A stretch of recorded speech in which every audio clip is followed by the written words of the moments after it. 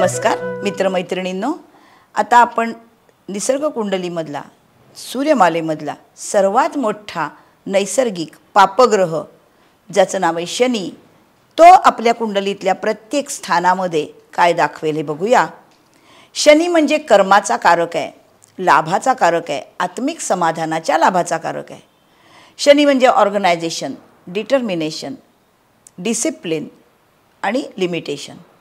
त्याच्यामुळे ह्या शनीचं कर्म हे अतिशय पक्कं असतं।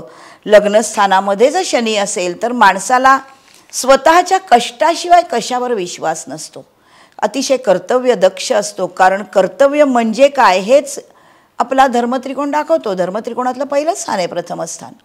द्वितीय स्थानामध्ये कुटुंबाचं स्थान आहे। शनी हा जबाबदारी घेणारा ग्रह आहे, त्यामुळे त्याच्यावर कौटुंबिक जबाबदाऱ्या असतात। हे वाचेचं स्थान आहे। इथे वाचेमध्ये फारशी फ्लुएन्सी नसते, कारण शनी हा शनायश्चन आहे, सावकाश काम करणारा ग्रह आहे। हे धनस्थान हे पैशाचं स्थान आहे। शनीला पैसा कळत नाही, तो पैशासाठी काम करत नाही, त्यामुळे इथे पैसा टिकत नाही किंवा खूप 36 वर्षापर्यंत खूप मोठे लाभ असं हा पैसा फार मिळवून देत नाही। तृतीय स्थान हे शनीसाठी उत्तम कारक स्थान आहे। 3, 6, 8, 11 या स्थानांमध्ये असलेला शनी हा मरणोत्तर कीर्ती देतो असं म्हणतात। तृतीय स्थान इथे स्वतंत्र व्यवसायासाठी हा शनी चांगला आहे, संशोधनाला चांगला आहे। हा पापग्रह आहे आणि हे उपचय स्थान आहे, त्यामुळे हा पराक्रम करतो। चतुर्थ स्थानामध्ये शनी, चतुर्थ स्थान हे मातृसौख्याचं आहे आणि शनी हा पापग्रह आहे, त्यामुळे आईसाठी हा आरोग्यासाठी आईच्या चांगला नाही, कौटुंबिक ताण आणतो। पंचम स्थान हे त्रिकोण स्थान आहे। त्रिकोण स्थानातले सगळे ग्रह चांगले परिणाम देतात, त्यामुळे हा इथे माणसाला निराश करत नाही। उशिरा का होईना अपत्य होतं, शिक्षणासाठी कदाचित थोडासा वेळ लागतो, पण बुद्धिमत्ता चांगली असते, कारण शनी हा बुधाचा मित्र आहे आणि बुध हा बुद्धिमत्तेचा कारक आहे। षष्ठ स्थान हे सेवेचं स्थान आहे। शनी म्हणजेच सेवा, त्यामुळे इथे सेवा करणारा, अतिशय कष्टाने काम करणारा, सतत काम करणारा हा शनी आहे।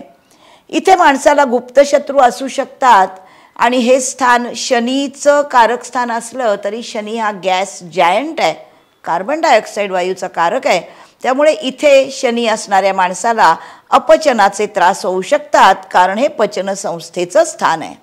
सप्तम स्थानामधला शनी हे त्याचं स्वतःचं उच्चीच्या स्थानाचं घर आहे आणि पश्चिम दिशेला तो दिशा बली पण आहे, त्यामुळे इथे हा कामत्रिकोणाच्या स्थानामध्ये आलेला शनी आहे, हा अतिशय महत्त्वाकांक्षी असतो। अष्टम स्थानामध्ये वास्तववादी असतो, प्रगतीसाठी संघर्ष करणारा असतो, दीर्घायुष्य देतो। भाग्यस्थानामध्ये हा प्रगतीसाठी उत्तम आहे, पण शनीची प्रगती ही मंगळासारखी घाईकुतीला येऊन काम करण्याची पद्धत नव्हे। दशम स्थान हे त्याचं स्वतःचं स्थान आहे, इथे तो चांगला व्यापार करतो, कष्टसाध्य त्याला यश असतं। लाभ हे पण त्याचं स्वतःचं स्थान आहे, उशिरा का होईना पण नक्की लाभ देतो। व्ययस्थान हे खर्च कर्ज ह्याचं आहे आणि त्याच्याच जोडीला हे मोक्षाचं स्थान आहे।